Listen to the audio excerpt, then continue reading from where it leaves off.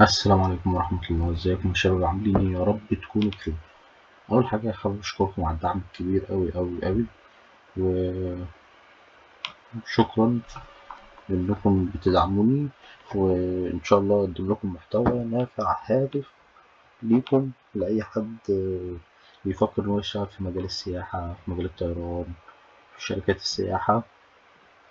إن شاء الله يكون بيستفاد معانا.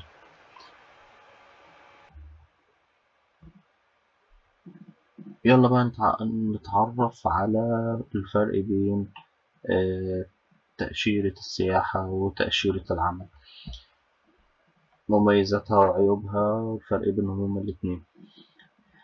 أول حاجة تأشيرة السياحة.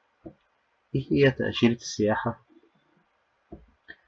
تأشيرة السياحة دي هي الفيزا اللي بتسمح لي إن أدخل الدولة كزائر، بزور مثلا قرايبي أو بزور صحابي، أقضي معاهم فترة وأمشي. ودي مدتها بتكون من 3 شهور، من أسبوعين ل3 شهور. في 15 يوم، 15 يوم دي اللي هي أسبوعين صح؟ ما علينا، هي عامة من أسبوعين ل3 شهور. طبعا دي ليها قيود،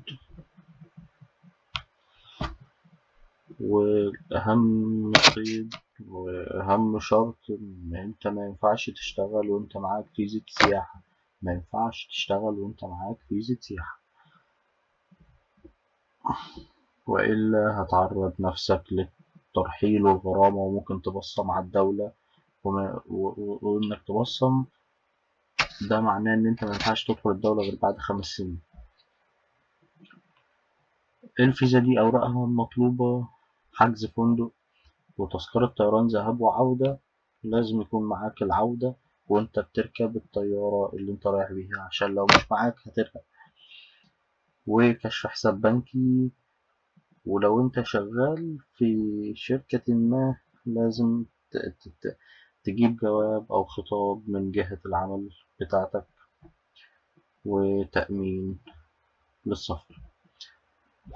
تاني نوع من التأشيرات معانا هو تأشيرة العمل.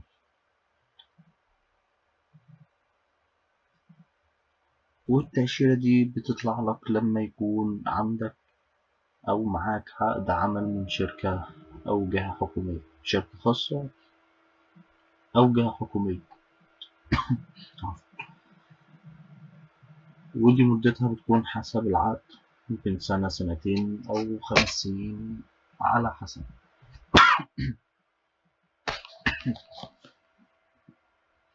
مميزاتها كده: أنت بتقدر تشتغل في الدولة بقانوني، وممكن كمان تعمل إقامة. وفي دول معينة ممكن إن أنت تجيب أسرتك وتعيش معاك في الدولة دي. الأوراق المطلوبة: عقد عمل رسمي، وجواز سفر ساري، وشهادة تعليمية أو مؤهل.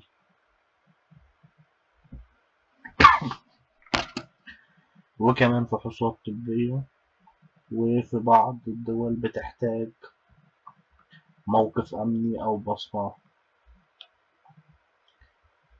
وبس كده خلصنا فيديو النهاردة، فيديو بسيط وسهل. أتمنى يكون عجبكم، وأتمنى تكونوا استفدتم. متنسوش تعملوا لايك وسبسكرايب،